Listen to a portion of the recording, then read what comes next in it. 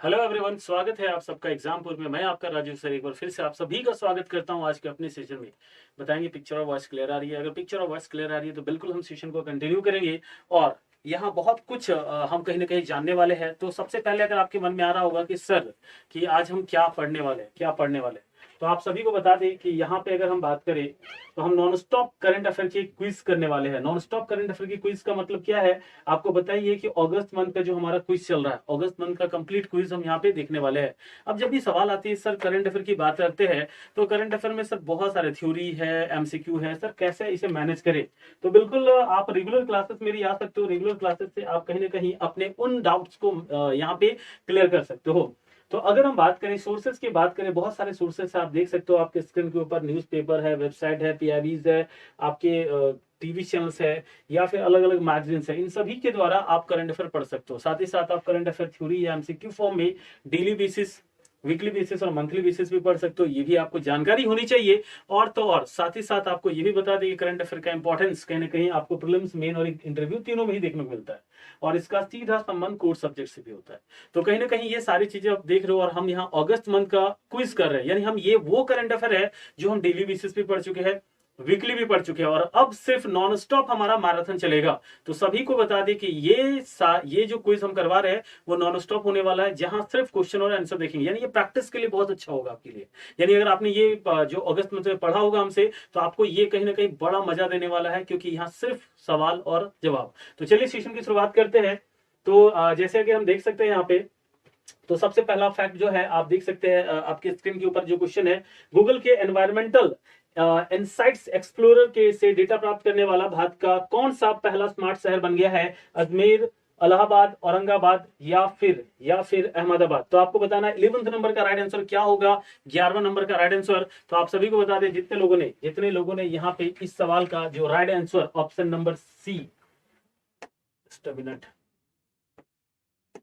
या option number D C Aurangabad दिया है वो बिल्कुल सही है, आप देख सकते हैं। चलिए अगले क्वेश्चन की ओर मूव करते हैं। अगला सवाल आपके स्क्रीन के ऊपर है। केरल के बारे में कुछ स्टेटमेंट दिए गए हैं और आपको बताना है कि उनमें से कौन सा स्टेटमेंट आपका सही है। पहला स्टेटमेंट है बिहार राज्य। अब देखो केरल के बारे में स्टेटमेंट है और बिहार राज्य का क्या योगदान, फिर भी पढ़ लेते हैं कि कहीं बिहार के साथ कनेक्ट करके तो नहीं है। तो बिहार राज्य ने महिला एवं बाल विकास विभाग की एक परियोजना का उद्घाटन किया है, जहां सभी आंगनबाड़ी में बच्चों को उनके पोषण स्तर में सुधार के लिए दूध और अंडा उपलब्ध कराया जाएगा। भाई जब केरल राज्य की बात कर रहे हैं तो हम बिहार के बारे में क्यों पढ़े? मतलब कि पहला स्टेटमेंट पढ़ने का कोई मतलब ही नहीं बनता है। यहाँ पे बिहार की जगह पे क्या होना चाहिए था?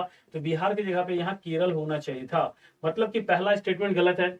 दूसरा यानी अंडा दूध योजना जो है, इस परियोजना के तहत राज्य की 33,115 आंगनबाड़ियों के 3 से 6 वर्ष आयु के 4 लाख बच्चों को सप्ताह में 2 बार अंडे और दूध प्रदान किए जाएंगे। बिल्कुल सही स्टेटमेंट है और इसका जो राइट आंसर है 12 नंबर सवाल का जो राइट आंसर होगा वो क्या है? बी होगा। चलिए अगले क्वेश्चन की ओर मूव करते हैं। अगला है, किस राज्य ने महिला एवं बाल विकास विभाग की एक परियोजना का उद्घाटन किया है, जहां सभी आंगनबाड़ियों में बच्चों को उनके पोषण स्तर में सुधार के लिए दूध और अंडे उपलब्ध कराए जाएंगे? केरल, बिहार, गोवा या उत्तर प्रदेश? आपको बताना है इनमें से कौन सा है सही जवाब। और मेरे हिसाब से आप सभी जान गए होंगे कि इसका जो राइट आंसर है वो है केरल। हम फिर से बता दें कि ये हम तीसरी बार हम यहाँ रिवाइज कर रहे हैं। पहली बार हमने इसका थ्योरी पढ़ा, फिर उसके बाद इस न्यूज के ऊपर हम एमसीक्यू किए मतलब 2 बार हम इस न्यूज को पढ़ चुके हैं और देन फिर तीसरी बार हम वीकली मैराथन किए थे संडे को। मतलब तीसरी बार हम ये जब डिटेल से पढ़ चुके हैं और अब हम कहीं ना कहीं सिर्फ नॉन स्टॉप क्विज करने वाले हैं। यहाँ कोई भी डिटेल डिस्कशन को नहीं रखा गया है, क्योंकि डिटेल डिस्कशन अगर रखेंगे तो कहीं ना कहीं वो हमारा टाइम ज्यादा लेगा। चलिए आइए अगले सवाल की ओर मूव करते हैं। सवाल है, किस बैंक ने अपनी प्रमुख एचआर पहल प्रेरणा के तहत एक उद्योग प्रथम समर्पित महिला केंद्रित समिति एम्पावर का शुभारंभ किया है? Union bank of India, bank of India, state bank of India या यूनाइटेड बैंक ऑफ इंडिया? आपको बताना है 14 नंबर क्वेश्चन का राइट आंसर और इसका जो राइट आंसर है वो है यूनियन बैंक ऑफ इंडिया। जितने लोगों ने यूनियन बैंक ऑफ इंडिया जवाब दिया वो सही है। चलिए आइए अगला सवाल है, चिराग योजना के संबंध में कुछ स्टेटमेंट दिए गए। पहले स्टेटमेंट पढ़ेंगे और फिर उसे सॉल्व करेंगे।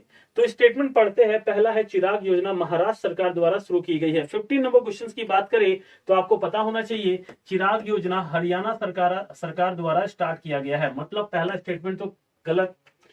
दूसरा है, चिराग योजना के तहत सरकारी स्कूल के छात्र कक्षा 2 से लेकर 10वीं तक, याद रखिएगा कक्षा 2 से लेकर 10वीं तक नहीं, कक्षा 2 से लेकर 12वीं तक यानी 12 स्टैंडर्ड तक 12th स्टैंडर्ड तक क्या तो निजी स्कूलों में प्रवेश ले सकते हैं, लेकिन इसके लिए जिन उन बच्चों के गार्जियंस का एनुअल इनकम 1,08,000 रुपए से 80,000 रुपए से कम होनी चाहिए। अगर 1,80,000 से ज्यादा है तो वो बच्चों को इनका लाभ नहीं मिलेगा। मतलब कि यहाँ भी कुछ गलती है, तो ये भी स्टेटमेंट गलत है। इसका राइट आंसर है ऑप्शन नंबर डी, नहीं 1 और नहीं 2। ओके, चलिए अगला सवाल, चिराग योजना किस सरकार द्वारा शुरू की गई है? महाराष्ट्र, हरियाणा, गुजरात या बिहार? मेरे हिसाब से पिछले सवाल को आपने अच्छे से पढ़ा होगा, तो इसका जवाब 100% सही होगा। और सवाल का जवाब क्या है? तो नहीं महाराष्ट्र है, नहीं गुजरात है, नहीं बिहार है, इसका राइट आंसर है हरियाणा। तो ऑलमोस्ट सभी लोगों ने हरियाणा जवाब दिया। चलिए आइए अगला सवाल आपके स्क्रीन के ऊपर है, भारत की उड़ान, यानी अगर हम बात करें हैं यहाँ पे, तो भारत की उड़ान योजना के संबंध में निम्नलिखित तथ्यों पर विचार कीजिए। भारत की अटल अमर आत्मा का जश्न मनाने के लिए उड्डयन मंत्रालय और गूगल द्वारा शुरू किया गया इंडिया की उड़ान पहल की शुरुआत की गई है। आपको बताना है क्वेश्चन नंबर ए का तो राइट आंसर क्या होगा? तो पहला स्टेटमेंट तो बिल्कुल सही है। दूसरा, भारत की उड़ान उत्सव मुंबई में नहीं आयोजित किया गया था, ये आयोजित किया गया था दिल्ली पे, तो दिल्ली पे किया गया था। ठीक है, तो अगर हम बात करें यहाँ पे तो दिल्ली पे किया गया था, मतलब कि यहाँ पे दूसरा भी हमारा गलत है, दूसरा गलत है, पहला सही, only 1 is the right answer. चलिए अगला है इसी पर आधारित, संस्कृति मंत्रालय और गूगल द्वारा भारत की अटल अमर भावना और इसकी उपलब्धियों का जश्न मनाने के लिए कौन सी पहल की शुरुआत की गई है? सवाल यहाँ पे देख सकते हैं, आजादी की उड़ान, इंडिया की उड़ान, देश की उड़ान या इनमें से कोई नहीं। क्वेश्चन नंबर 2 की बात हो रही है और क्वेश्चन नंबर 2 का जो सही जवाब होगा वो आपके द्वारा आना स्टार्ट हो जाना चाहिए, वो है इंडिया की उड़ान। चलिए अगली सवाल, नौसेना की महिला अधिकारियों के संबंध में कुछ स्टेटमेंट दिए गए हैं और आपको बताना है इनमें से कौन सा स्टेटमेंट सही है। पहला है, प्रथम स्वतंत्रता समुद्री निगरानी मिशन को महाराष्ट्र के पोरबंदर में नौसेना एयर एनक्लेव स्थित नौसेना की एयर स्क्वाड्रन INS 314 की 5 महिला अधिकारी द्वारा पूरा किया गया। तीसरा नंबर, जब क्वेश्चन आप पढ़ रहे होंगे तो याद रखिए कि तीसरा नंबर सवाल में अगर हम बात करें कि प्रथम स्वतंत्र समुद्री निगरानी मिशन महाराष्ट्र के पोरबंदर, भाई पोरबंदर महाराष्ट्र में कब से आ गया? पोरबंदर तो आपका गुजरात में है ना, ये तो आपके गुजरात में, तो मतलब कि आप देखो कहीं ना कहीं यहाँ पे तीसरा का अगर हम फर्स्ट स्टेटमेंट की बात करें तो वो हमारा गलत है। दूसरा देखते हैं, नौसेना की महिला अधिकारियों के दल द्वारा डॉर्नियर 228 विमान पर उत्तरी अरब सागर में दूसरा स्वतंत्र समुद्री निगरानी मिशन पूरा किया गया। जब यहाँ पे साफ अक्षरों में कहा जा रहा है ये प्रथम प्रयास था, प्रथम अभ्यास था, तो कहीं ना कहीं हम दूसरा कैसे कह सकते हैं? मतलब कि ये भी स्टेटमेंट हमारा गलत है, इस पे हमारा पहला होना चाहिए। मतलब आप देख सकते हो दोनों के दोनों स्टेटमेंट में कुछ ना कुछ गड़बड़ी है, और अगर दोनों स्टेटमेंट गलत है तो हम कह सकते हैं दोनों के दोनों गलत है, यानी नाइदर 1 नॉट 2, ना ही 1 और ना ही 2, दोनों गलत है। भारतीय नौसेना की सभी महिला दल द्वारा कौन सा एकल समुद्री मिशन पूरा किया गया है? पहला, दूसरा, तीसरा या चतुर्थ? आपको बताना है इसका राइट आंसर। थोड़ी देर पहले ने आपने देखा था कि यहाँ पे जो महिलाओं ने कौन सा ये जो है अपना जो है मिशन पूरा किया, तो ये इनका पहला मिशन था। चलिए अगला सवाल है, पंचामृत योजना के संबंध में कुछ स्टेटमेंट दिए गए और आपको बताना है कि पंचामृत योजना से संबंधित कुछ फैक्ट्स है, उनको जरा देखना है। पहला है, किसानों की आय तिगुनी करनी। भाई किसान के आय को ट्रिपल करने के उद्देश्य से पंचामृत योजना उत्तर प्रदेश सरकार द्वारा शुरू की गई है। तो आपको बता दें कि किसानों की आय यहाँ पे ट्रिपल यहाँ पे नहीं करने की बात कही, डबल करने की बात कही गई थी। तो यहाँ पे आप देख सकते हैं कि यहाँ पे डबल करने की बात कही गई थी, डबल, और यहाँ ट्रिपल लिखा हुआ है, मतलब ये स्टेटमेंट भी हमारा गलत है। चलिए आइए दूसरा देखते हैं। दूसरा कहता है इस योजना के तहत राज्य में कुल 2028 किसानों का चयन शरद ऋतु से पहले मॉडल प्लॉट विकसित करने के लिए किया जाएगा। तो बिल्कुल आप देख सकते हैं कि 2028 किसानों को एज अ ट्रायल वर्जन देखा जाएगा, उन पर इंप्लीमेंट किया जाएगा। उनकी आय अगर दुगनी होती है तो इसे पूरे उत्तर प्रदेश पे लागू किया जाएगा। तो फिलहाल आप देख सकते हैं कि दूसरा स्टेटमेंट बिल्कुल सही है और इस आधार पर इसका जो राइट आंसर बनता है वो ऑप्शन नंबर बी बनता है। चलिए आइए अगला सवाल। जितने लोग नए आ रहे हैं उन सबको बता दें कि ये हमारा रिविजन क्लास है। अगर कोई भी ऐसा स्टूडेंट आता है जिनको लगता है कि सर इसके एक्सप्लेनेशन बताइए, तो आप उन्हें कम से कम कोऑपरेट कीजिए, उन्हें बताइए कि इस न्यूज को हम अगस्त मंथ में पढ़ चुके हैं, इसे हम थ्योरी में भी पढ़े हैं, एमसीक्यू में भी पढ़े हैं, और कहीं ना कहीं हम इसे मैराथन्स में भी पढ़े हैं, संडे मैराथन जो हमारे हुए हैं उनमें भी पढ़े हैं। मतलब 3 बार हम ऑलरेडी डिस्कशन के साथ पढ़े हैं और यहाँ सिर्फ रिविजन क्विज है। तो अगला सवाल आपके स्क्रीन के ऊपर है, किसानों की आय दोगुनी करने के लिए कौन सी योजना उत्तर प्रदेश सरकार द्वारा शुरू की गई है? आजादी के 75 वर्ष चिराग पंचामृत योजना, चिराग योजना, पंचामृत योजना या इनमें से कोई नहीं। छठा नंबर सवाल की बात कर रहे हो और आप सभी को बताया कि 6 नंबर क्वेश्चन का जो राइट आंसर है वो है पंचामृत योजना। तो लगभग लगभग यहां तक किसी को कोई दिक्कतें नहीं हो रही होगी। अब हम अगले सवाल की ओर मूव करते हैं। सवाल है आजादी सेट के संबंध में निम्नलिखित कथनों पर विचार कीजिए। भारतीय अंतरिक्ष अनुसंधान संगठन इसरो द्वारा श्रीहरिकोटा सतीश धवन अंतरिक्ष केंद्र से अपना प्रथम लघु उपग्रह प्रक्षेपण यान SLV D1 EOS-2 लॉन्च किया गया है। 7वां नंबर सवाल है, जरा ध्यान से पढ़िएगा। पहला स्टेटमेंट तो बिल्कुल सही कह रहा है। दूसरे स्टेटमेंट की ओर हम मूव करते हैं। दूसरा कहता है कि इसरो द्वारा प्रक्षेपित SSLV D1 EOS-2 को अर्थ ऑब्जर्वेशन सैटेलाइट और स्पेस किड्स इंडिया के 750 छात्रों की टीम द्वारा विकसित किया गया था, जिसका नाम आजादी सेट रखा गया था। बिल्कुल आपने इस न्यूज को पढ़ा भी होगा, ये फेलियर भी हो गया था। ठीक है, तो आप देख सकते हैं ये दोनों ही के दोनों स्टेटमेंट सही है। जब दोनों स्टेटमेंट सही है तो इसका राइट आंसर क्या होगा? ऑप्शन नंबर सी होगा। चलिए अगले न्यूज की ओर हम मूव करते हैं। न्यूज है इसरो द्वारा प्रक्षेपित SLV D1 EOS-2 को अर्थ ऑब्जर्वेशन सैटेलाइट और स्पेस किड्स इंडिया के 750 छात्र की टीम द्वारा विकसित किया गया है, जो विफल हो गया है, जिसका नाम क्या रखा गया था? स्पेस एक्स रखा गया था। @75 भारत आजादी सेट या भारत सेट या आजादी सेट। 8वां नंबर सवाल है। हमें उम्मीद है कि आपने सारे स्टेटमेंट्स ऑप्शंस पढ़ लिए होंगे, और अगर आप जब सब पढ़ लिए तो आपको पता चल गया है कि इसका नाम जो रखा गया है वो है आजादी सेट रखा गया है, यानी option number D is the right answer. Next question is in your screen. अगला सवाल आपकी स्क्रीन के ऊपर है, ध्यान से पढ़िए और फोकस कीजिए। केंद्र सरकार द्वारा राष्ट्रीय महत्व के टैग के बारे में निम्नलिखित कथनों पर विचार कीजिए। केंद्र सरकार द्वारा राष्ट्रीय महत्व के टैग के लिए कुल 30 विरासत और धार्मिक स्थलों की पहचान की गई है। 9th नंबर क्वेश्चन की बात करें तो शायद आपने यह न्यूज अगस्त में पढ़ा होगा, और हमने आपको बताया था कि यह टोटल 30 ऐसे प्लेस नहीं है, वो ऐसे टोटल 20 प्लेस है। तो 20 धार्मिक और विरासत स्थलों की पहचान की गई थी। तो पहला स्टेटमेंट तो 9 नंबर का गलत बनता है। चलिए दूसरा देखते हैं। सरकार द्वारा जारी साइटों की सूची में बिहार की राखी गढ़ी। भाई राखी गढ़ी बिहार में कैसे हुआ? राखी गढ़ी आप शुरुआत से पढ़ते आ रहे हो, जब से बचपन से NCERT से ही, कि ये हरियाणा में, हरियाणा की राखी गढ़ी की बात हो रही है। बिहार में तो राखी गढ़ी नाम का कोई जगह ही नहीं है, मतलब आगे पढ़ने का कोई मतलब ही नहीं बनता है। यहाँ भी बिहार की जगह पे हरियाणा होना चाहिए, तो मतलब कि आगे का कोई मतलब ही नहीं बनता है। ये भी स्टेटमेंट हमारा गलत है। जब दोनों ही स्टेटमेंट गलत है तो हम क्या कहेंगे? राइट आंसर इसका क्या बनता है? डी बनता है। चलिए नेक्स्ट सवाल आपके स्क्रीन के ऊपर है। केंद्र सरकार द्वारा राष्ट्रीय महत्व के टैग के लिए कितने विरासत और धार्मिक स्थलों की पहचान की है? तो आपको बताना है इसका राइट आंसर फास्ट। चलिए, तो 10वां नंबर सवाल का राइट आंसर आपको बताना है।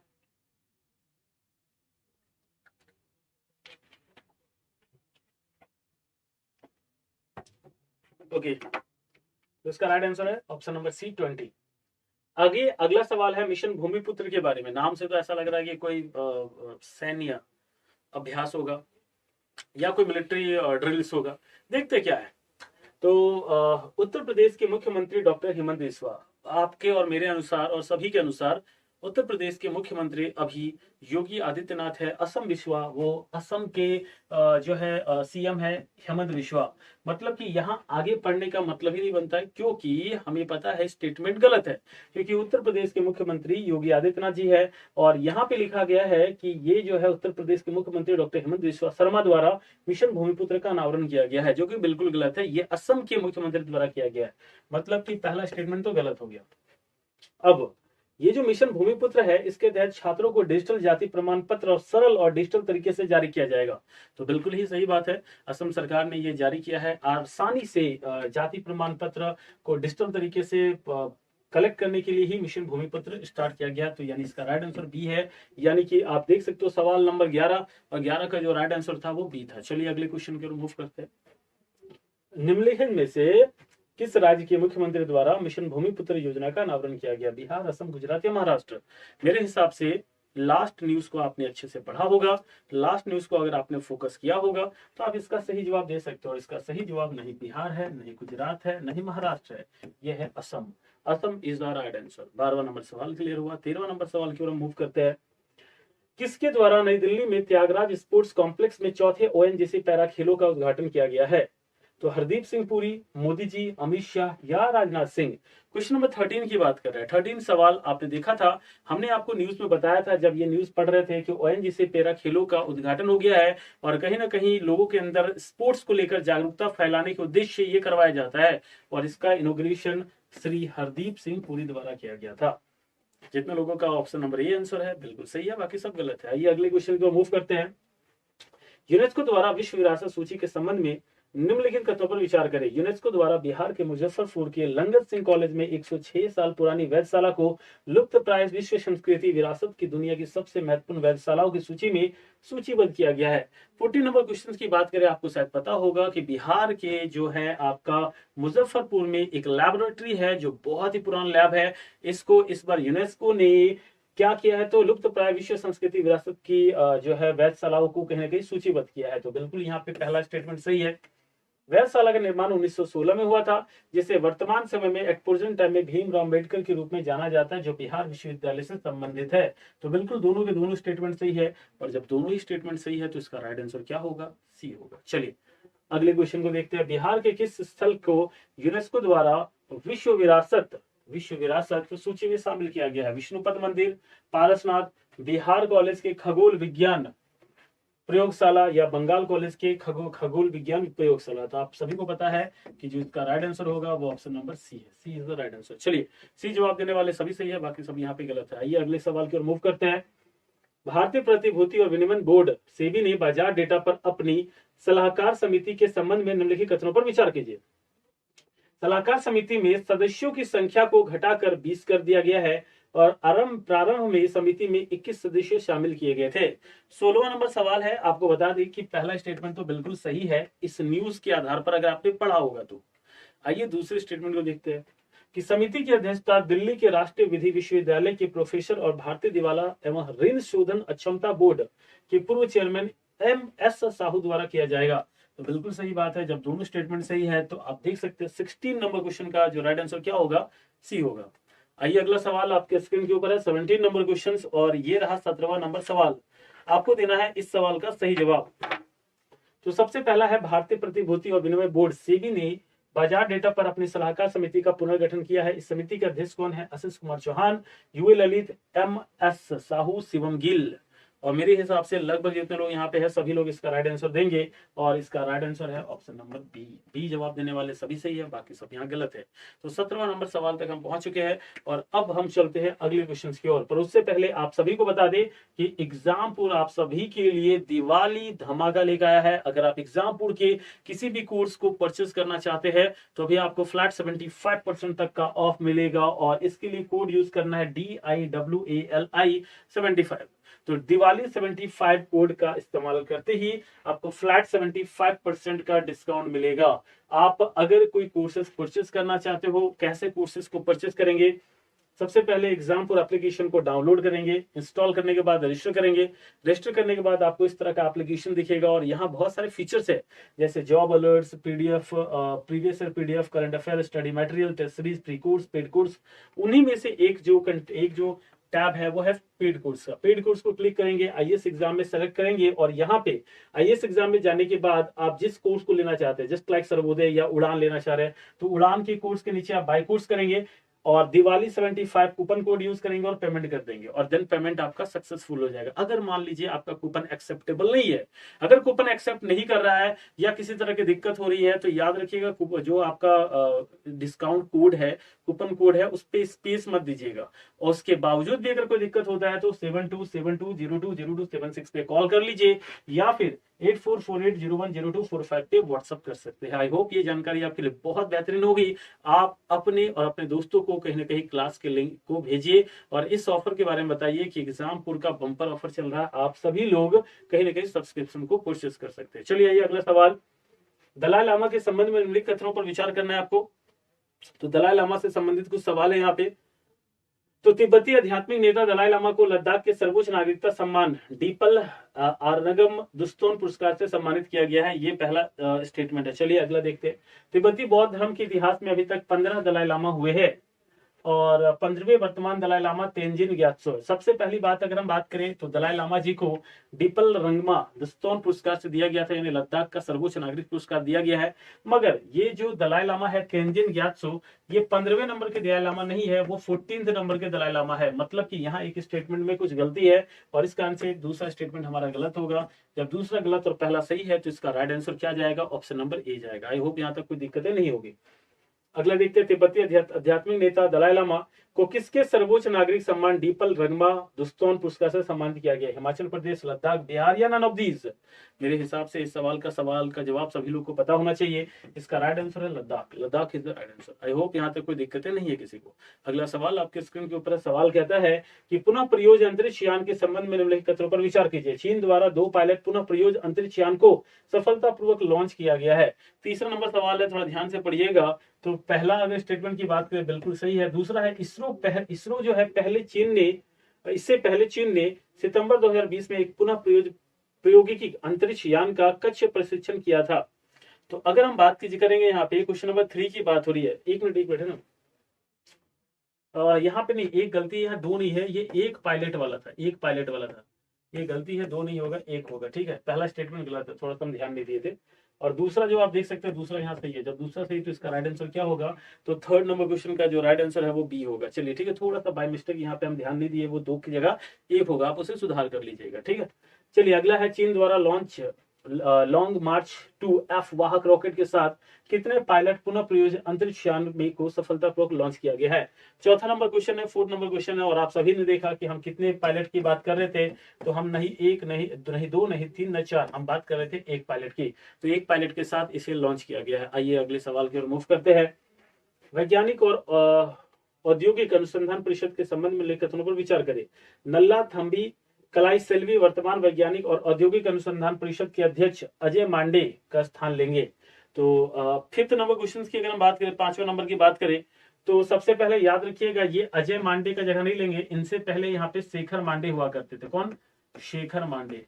तो मतलब कि यहाँ पे पहला स्टेटमेंट तो गलत हो गया।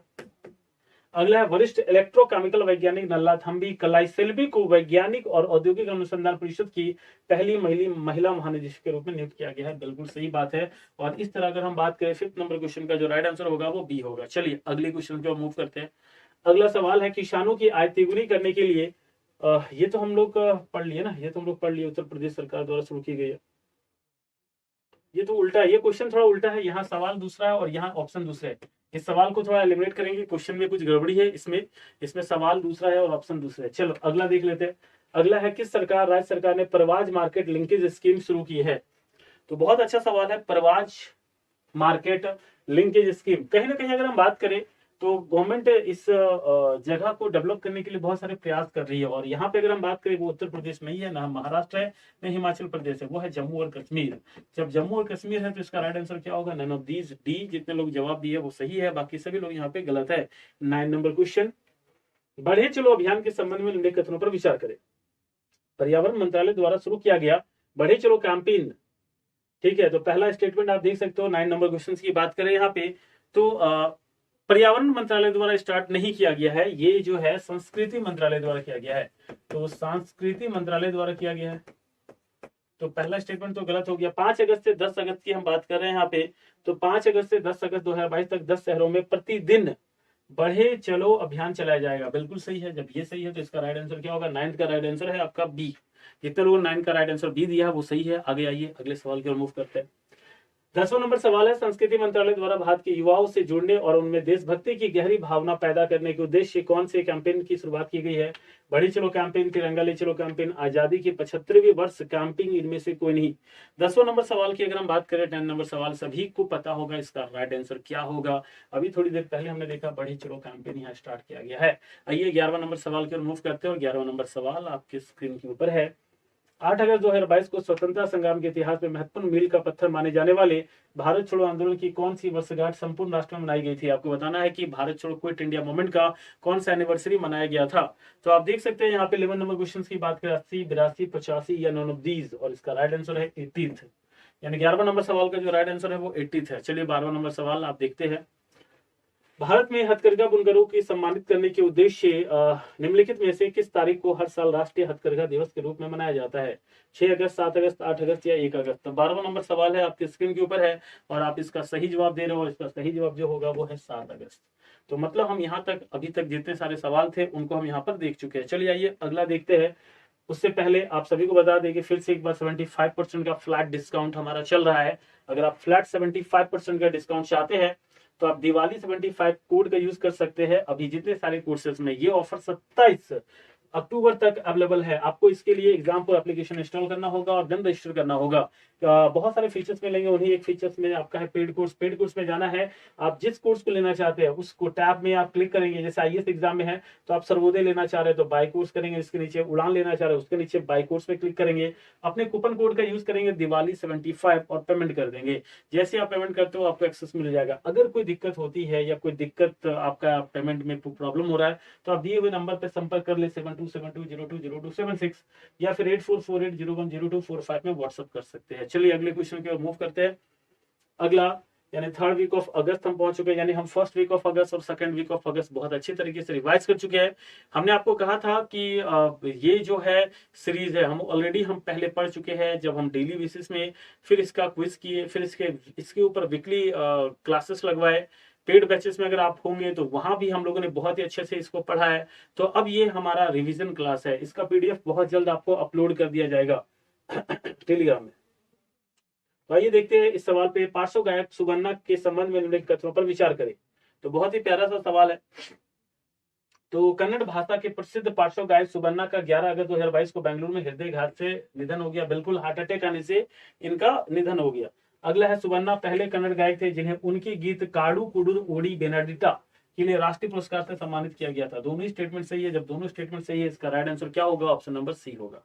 आइए अगला सवाल देखते हैं। अगला सवाल की अगर हम बात करें, कन्नड़ भाषा के प्रसिद्ध सुबन्ना का 11 अगस्त 2022 को बेंगलुरु में हृदयघात यानी हार्ट अटैक आने से निधन हो गया।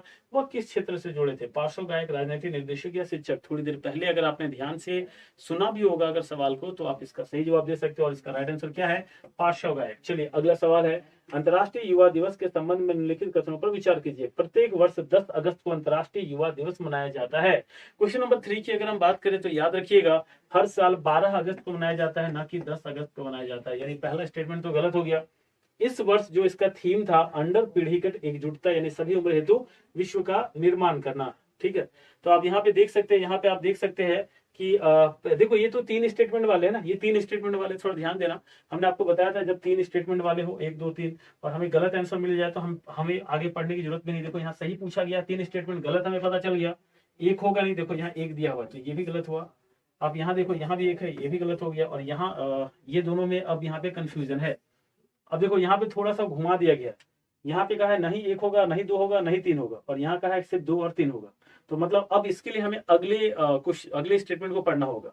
तो यहाँ जब दूसरा पढ़ते हैं तो इसका जो थीम है अंतर पीढ़ीगत एकजुटता सभी उम्र हेतु विश्व का निर्माण करना, ये बिल्कुल सही है। जैसे हमें ये पता चला ये सही है तो इसका राइट आंसर बी होगा। चलिए अगला है, युवाओं की समस्याओं को पहचानने और उन पर ध्यान दिलाने के लिए प्रत्येक वर्ष किस दिन को अंतर्राष्ट्रीय युवा दिवस के रूप में मनाया जाता है? 4th नंबर क्वेश्चन की अगर हम बात करें, सभी को पता है कि इसका राइट आंसर क्या होगा। 5 अगस्त नहीं, 10 अगस्त नहीं, 12 और 8 में एक राइट आंसर है। यानी क्वेश्चन नंबर 4th की बात कर रहे हैं। क्वेश्चन नंबर 4th का जो राइट आंसर होगा वो है 12 अगस्त। 12 अगस्त जवाब देने वाले बिल्कुल सही है, बाकी सभी लोग यहाँ पे गलत है। आइए अगला सवाल देखते हैं। इनमें से कौन सा मिलान गलत है? श्वेत क्रांति दूध यानी व्हाइट रेवोल्यूशन मिल्क से संबंधित है, सही बात है। लाल क्रांति टमाटर या मीट से संबंधित है, बिल्कुल सही है। कितने मिलान गलत है? अच्छा कितने मिलान गलत है, ये सही है। राउंड क्रांति ये तो आपका आलू से संबंधित है ना, राउंड रेवोल्यूशन आलू से। नीली क्रांति ये तो आपका मछली से संबंधित है, मछली से। अब आइए स्टेटमेंट देखते हैं। तो ओनली एक, सिर्फ एक तो नहीं है या 2 है, केवल एक। मतलब यहाँ पे क्या कितना मिलान गलत है? तो मिलान की बात करें 1 मिलान तो नहीं होगा, क्यों? क्योंकि भाई यहाँ 2 है। 3 मिलान भी नहीं होगा, केवल 3। सभी सत्य है ये भी कहना यहाँ पे गलत होगा, तो इसका राइट आंसर होगा केवल 2। ये 2 मिलान गलत है ना, तो 2 मिलान गलत है, यानी कि इसका राइट आंसर ऑप्शन नंबर 2 होगा। यहाँ पूछा गया कितने यहाँ स्टेटमेंट गलत है, तो 2 मिलान गलत है। मीठी क्रांति किससे संबंधित है? तो स्वीट रिवोल्यूशन जो अभी हाल ही में गवर्नमेंट ने बहुत ज्यादा इस पर फोकस किया है, तो स्वीट रिवोल्यूशन किससे संबंधित है? तो बिल्कुल चीनी से नहीं है, नहीं दूध से, न शहद से, सॉरी ना रसगुल्ला से, शहद से है। इसका राइट आंसर जो होगा वो शहद होगा, सॉरी शहद इज द राइट आंसर। ठीक है, तो हनी बीज से इसका रिलेशन है। आइए अगला देखते हैं, हर साल किस दिन को विश्व हाथी दिवस मनाया जाता है। 7वां नंबर सवाल आपके स्क्रीन के ऊपर है और आपको बताना है इसका राइट आंसर क्या होगा। अगर हम 7वां नंबर सवाल की बात करें तो इसका राइट आंसर है 12 अगस्त। हर साल हम 12 अगस्त को विश्व हाथी दिवस के रूप में मनाते हैं, ये बात याद रखिएगा। चलिए अगले क्वेश्चन की ओर मूव करते हैं। अगला सवाल आपके स्क्रीन के ऊपर 9 नंबर क्वेश्चन है, दक्षिण पूर्व एशियाई राष्ट्र संघ के संबंध में निम्नलिखित कथनों पर विचार कीजिए। हर साल 5 अगस्त आसियान सदस्यों द्वारा आसियान दिवस के रूप में मनाया जाता है। तो अगर 9 नंबर क्वेश्चन की बात करें यहाँ पे तो याद रखिएगा 5 अगस्त को नहीं, या हर साल 8 अगस्त को मनाया जाता है, 8 अगस्त को। मतलब कि पहला स्टेटमेंट गलत है। दूसरा, आसियान दिवस 2022 का विषय मजबूत एक साथ है, तो बिल्कुल सही बात है, इस साल का विषय इसका मजबूत एक साथ है, तो B is the right answer. अगला है, हर साल किस अगस्त को आसियान सदस्यों द्वारा आसियान दिवस के रूप में मनाया जाता है। 10वां नंबर सवाल है और इसका राइट आंसर देंगे। थोड़ी देर पहले हमने आपको बताया नहीं 5 अगस्त होगा, ना 6 अगस्त, ना 7 अगस्त, इसका राइट आंसर है 8 अगस्त। अगला सवाल है, इथेनॉल संयंत्र के संबंध में निम्नलिखित कथनों पर विचार कीजिए। यानी सवाल नंबर 11 है और सवाल नंबर 11 का आपको देना है राइट आंसर, 11 नंबर सवाल का। तो प्रधानमंत्री नरेंद्र मोदी द्वारा वीडियो कॉन्फ्रेंसिंग के माध्यम से हरियाणा के पानीपत में 900 करोड़ रुपए की अनुमानित लागत से निर्मित दूसरी पीढ़ी इथेनॉल संयंत्र का उद्घाटन किया गया। बिल्कुल सही स्टेटमेंट है।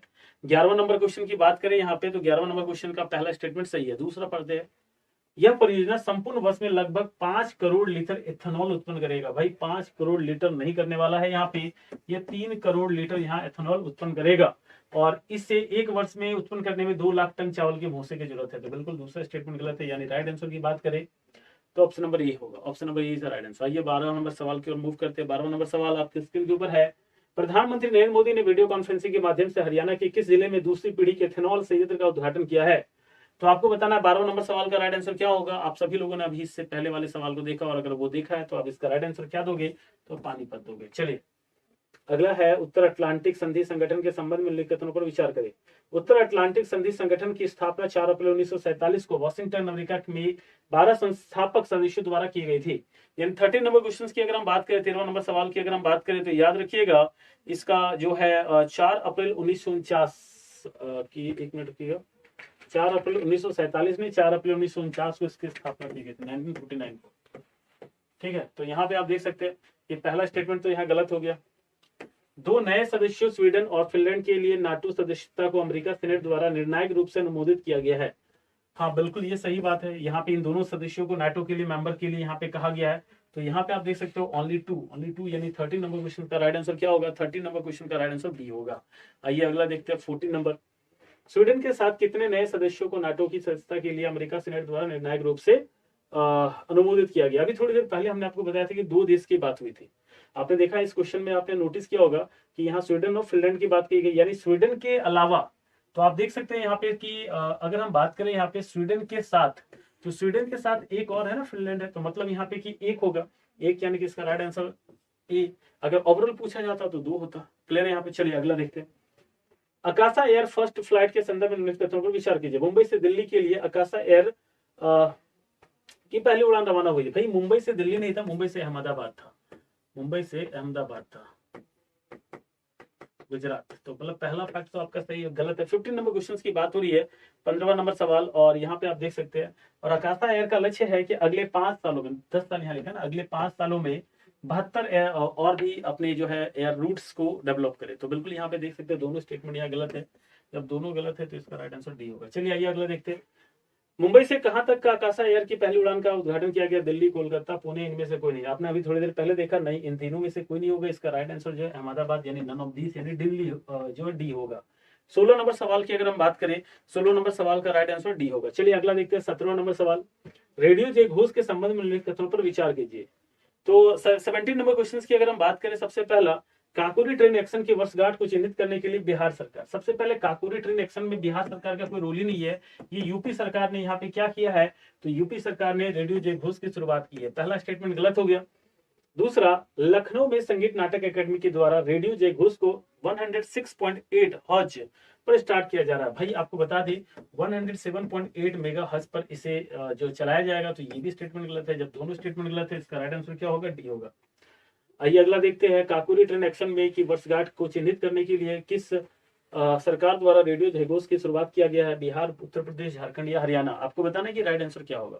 अगर आप इस सवाल को पढ़े होंगे प्रीवियस में, तो आप सबको पता है कि ये राइट आंसर है ऑप्शन नंबर बी। 18वां नंबर सवाल का राइट आंसर क्या होगा, बी होगा। चलिए तो अगला ये लास्ट क्वेश्चन था हमारा, तो आज के लिए हम इतना रखेंगे, पर इसके साथ आपको बता दें कि दिवाली 75 एग्जामपुर के हर एक कोर्स में 75% का फ्लैट डिस्काउंट आप ले सकते हैं, और साथ ही साथ आपको ये ऑफर 27 अक्टूबर तक है।